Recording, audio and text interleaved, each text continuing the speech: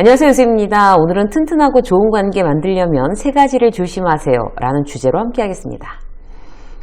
주로 이제 제가 직장 수업이다 보니 이제 회사에 관련된 인간관계를, 직장 인간관계를 많이 얘기하죠. 그런데 우리가 직장을 다니면서 정말 성공적인 직장 생활을 하기 위해서 더 중요한 건 뭘까요?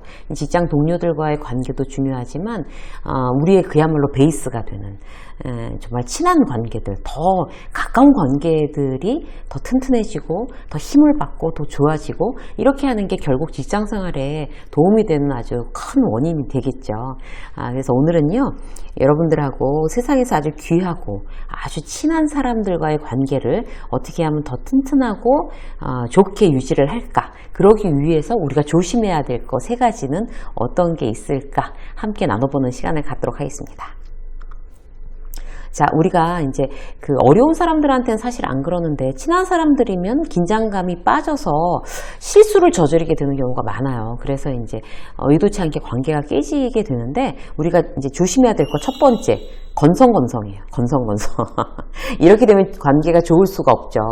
이제 회사에 가서 무슨 거래처 사장하고 말하면서 건성건성 말하는 사람이 있을까요? 그렇지 않거든요. 근데 비즈니스에서는 그렇게 안 하면서 친한 사람들과는 긴장감이 이게 탁 떨어지면서 건성건성 이야기하는 게 아예 습관으로 몸에 탁 붙은 분들이 계세요. 예를 들어 볼게요.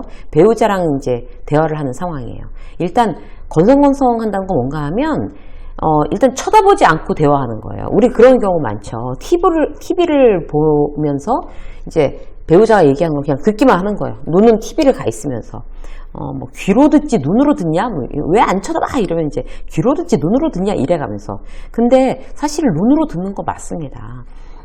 우리가 누군가와 대화를 나눈다는 거는 그 사람을 바라보고 들어야지 제대로 대화를 내놓는 거죠. 귀만 이렇게 열고 있다고 해서 대화가 되는 건 아니거든요. 설거지 막 하고 있는데 막 뒤통수에 대고 이렇게 막 말하고 서로 바라보지 않는데 대화라고 할 수 없죠. 정말 일관성 있게 나쁜 습관이에요, 이런 거. 어떻게 하셔야 돼요? 친할수록, 격의가 없는 사이일수록 상대가 말하겠다는 의사를 이제 딱 표현하고 말을 시작하면 가까이, 진짜 몸을 그야말로 가까이 가서 눈을 마주치고 손으로 뭔가 이렇게 딴짓하는 것 다 멈추고, 그게 기본인 거죠. 그게 이제 본의 아니게 건성건성을 할 수 있는, 건성건성을 방지할 수 있는 방법이에요. 아이가 엄마한테 얘기하잖아요. 엄마, 그런데 있잖아. 이렇게 얘기하면 뭔가 이제 보다가, 혹은 뭐 컴퓨터라도 이제 이렇게 보다가 엄마, 그런데 있잖아. 이렇게 얘기하면 딸 아이한테로 눈을 마주치고 몸 자체를 이렇게 돌려야죠. 그런데 계속 핸드폰 보면서 이제 뭐 컴퓨터 보면서 말해봐 딸내미 말해봐 이렇게 하는 거는 아이들한테 대단히 신뢰감을 잃는 부모의 태도입니다.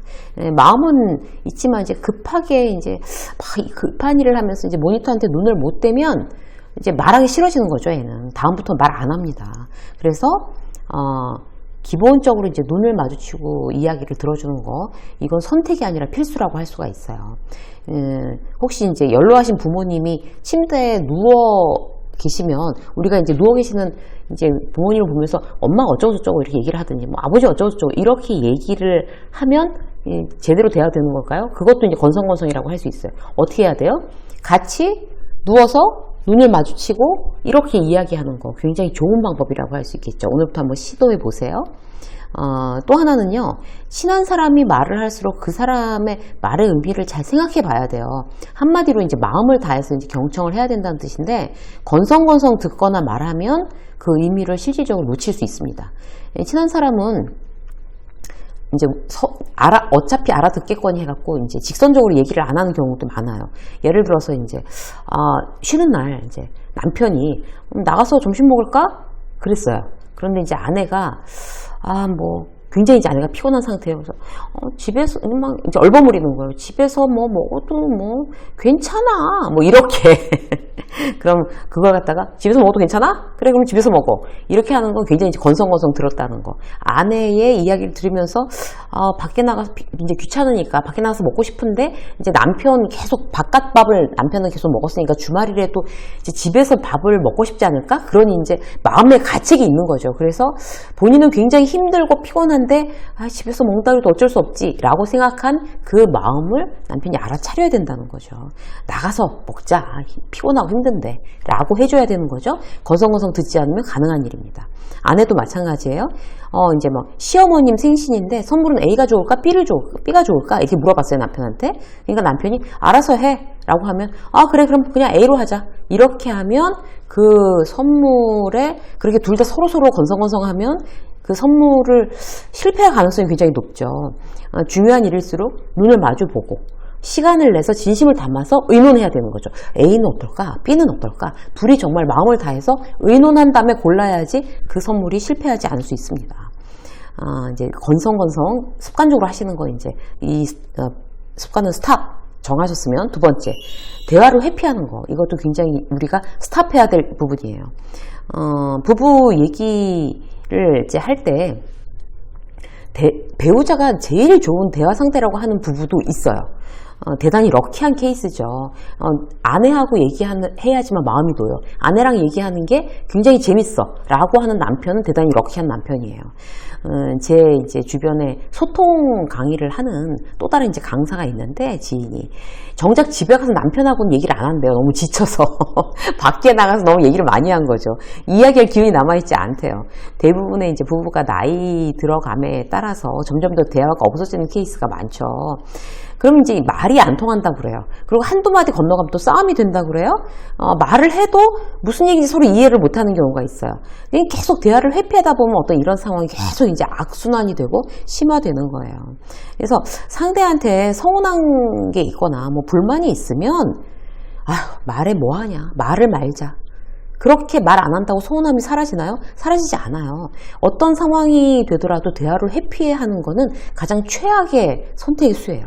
그래서 상대는 자기가 내가 얘기를 안 하면 잘못하는 줄도 모르고 나를 서운하게 하는 줄도 모르기가 쉬워요.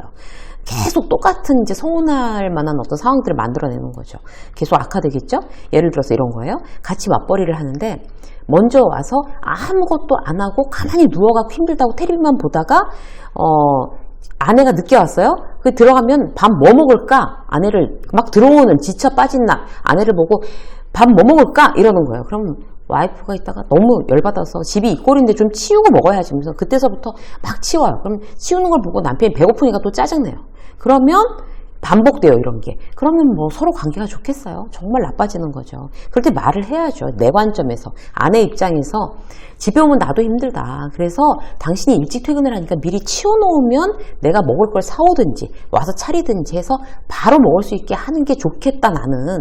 이라고 말을 해야 되는 거죠, 아내는. 남편 입장에 말을 안 하면 남편은 자기가 치우는 게 이게 깨끗하게 못 치우니까 그걸 아내가 못마땅해 하니까 일부러 안 치울 수도 있어요. 말을 안 해주면 모른다는 거죠. 그래서 얘기를 겉으로 표현하는 거 너무 중요합니다. 회피하지 마시고요. 특히 이제 막 술 마시면 한꺼번에 폭발하는 사람들 있잖아요. 속에 이제 불만을 가지고 있다가 이게 제일 안 좋은 케이스예요. 회피하면서 술 마시면 한꺼번에 폭발하는 케이스. 내가 이 말까지는 안 하려고 했는데 이러면서 뭐 안 한 말, 옛날에 있던 말 다 꺼내면 부작용이 뭘까요? 상대는 터무니없이 공격받는다고 생각해요. 예를 들어서 이제 대화를 회피하는 남편이 있어요.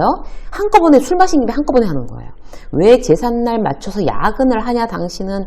그게 꼭 피치 못할 일은 아니잖아. 성의가 없는 거야. 막 이렇게.